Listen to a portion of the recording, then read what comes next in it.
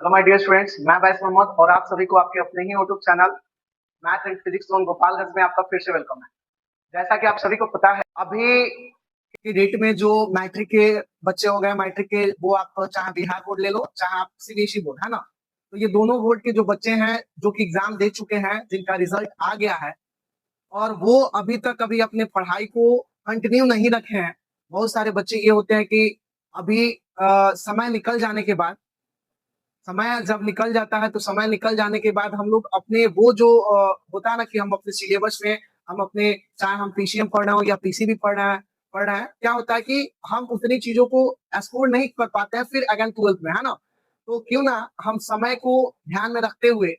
अपने पीसीएम और पीसीबी को, अगर आप साइंस स्ट्रीम से आना चाहते हैं तो आप जल्द ही जल्द अपने पढ़ाई को कंटिन्यू करें और एक अच्छे मार्गदर्शक के साथ, है ना, आप अच्छे गाइडेंस के साथ आप अपने, चाहे वो मैथ हो गया, फिजिक्स हो गया, केमिस्ट्री हो गया या फिर बायो हो गया, इन सभी सब्जेक्ट को आप अच्छे से कवर कर पाएंगे, है ना। तो अगर आपको इस सारी चीजों के बारे में, साइंस स्ट्रीम के होने के चलते जो भी जानकारियां चाहिए, आपको इस डिस्क्रिप्शन बॉक्स में वहां पे जो ऑफिस का कॉन्टेक्ट नंबर है वहां पे दे दी जाएगी। आप वहां से ये कर सकते हैं, इंफॉर्मेशन आप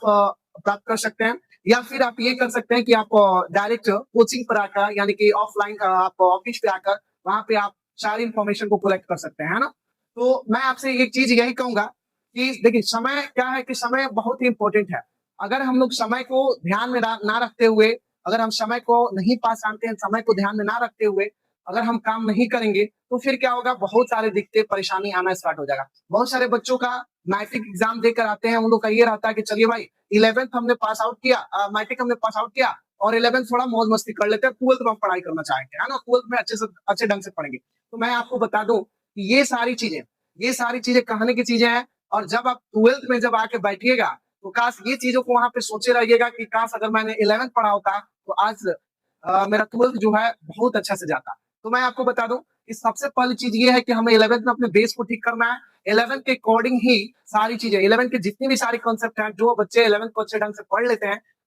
जिसके बाद 12th आसान हो जाती है। तो क्यों ना हम 11th में आके अपना 100% दें और 11th के जैसे आप फिजिक्स हो गया, मैथ हो गया, बायो हो गया, केमिस्ट्री हो गया, हर एक सब्जेक्ट को आप ध्यान से पढ़ें, हर एक चैप्टर के साथ आप रूबरू हो, ताकि हम लोग 12th में बेस्ट स्कोर कर पाए, है ना। और मैं आपको ये भी बता देना चाहता हूँ, यानी कि मेरे संस्था के माध्यम से, है ना,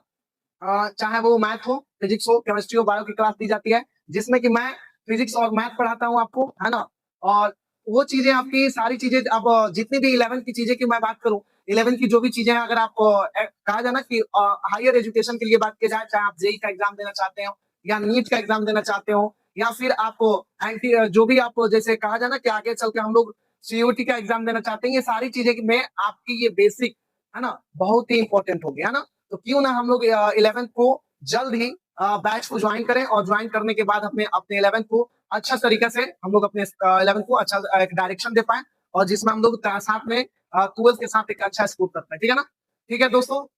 सो अभी के लिए इतना ही, दैट्स ऑल, थैंक यू।